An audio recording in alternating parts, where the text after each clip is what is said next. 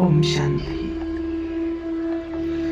आने वाले समय में प्रेत आत्माओं से बचने के लिए, अशुद्ध आत्माओं से बचने के लिए बाबा ने क्या उपाय बताए हैं, क्योंकि हम सभी जानते हैं कि प्रेत आत्माएं जिसके अंदर प्रवेश कर जाती हैं उसकी गति क्या होती है और माया का कैसा वार करती हैं, उस आत्मा की स्थिति क्या हो जाती है, कितना नुकसान हो जाता है। आज भी किसी के अंदर अगर प्रेत आत्मा, शुद्ध आत्मा प्रवेश कर जाती हैं तो उसको कितनी मुश्किल होती है।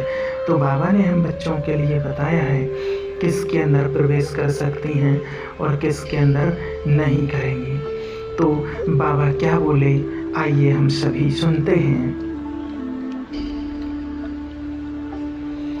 बाप दादा ने कहा, आने वाले समय में तुमको अशुद्ध आत्माओं से भी बड़ी संभाल रखनी है।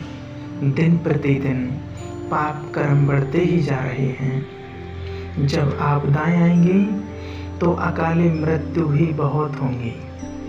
ऐसे में अचानक जो आत्माएं शरीर छोड़कर जाएंगी उन्हों की वासनाएं रह जाती हैं, वह फिर अशुद्ध आत्माओं के रूप में भटकती रहेंगी। इसलिए बाबा कहता उनसे अपनी संभाल रखनी पड़ेगी। जब कोई में ऐसी अशुद्ध आत्मा की प्रवेशता होती है तो लौकिक दुनिया में आज भी क्या करते हैं लोग, दो कार्य करते हैं।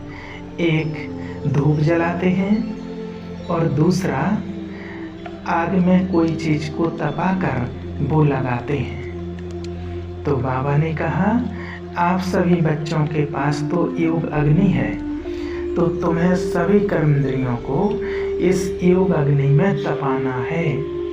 फिर कोई भी ऐसी आत्मा आपके ऊपर वार नहीं कर सकेगी। लेकिन बाबा कहते अगर थोड़ा भी ढीलापन हुआ, कर्मेंद्रियों से कोई चंचलता हुई तो प्रवेशता हो सकती है, क्योंकि अशुद्ध आत्माएं भी बड़ी पावरफुल होती हैं।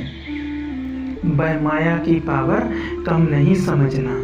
बाबा कहते जो अशुद्ध आत्माएं हैं वो भी बहुत पावरफुल होती हैं, उनकी पावर भी कम नहीं है। इसलिए बाबा कहते हैं बहुत ध्यान से चलो। उस समय स्नेह की नहीं शक्ति रूप की आवश्यकता होगी। ये भी परखने की नॉलेज होनी चाहिए हम बच्चों को कि किस समय स्नेह मूर्त और किस समय शक्ति रूप बनना है।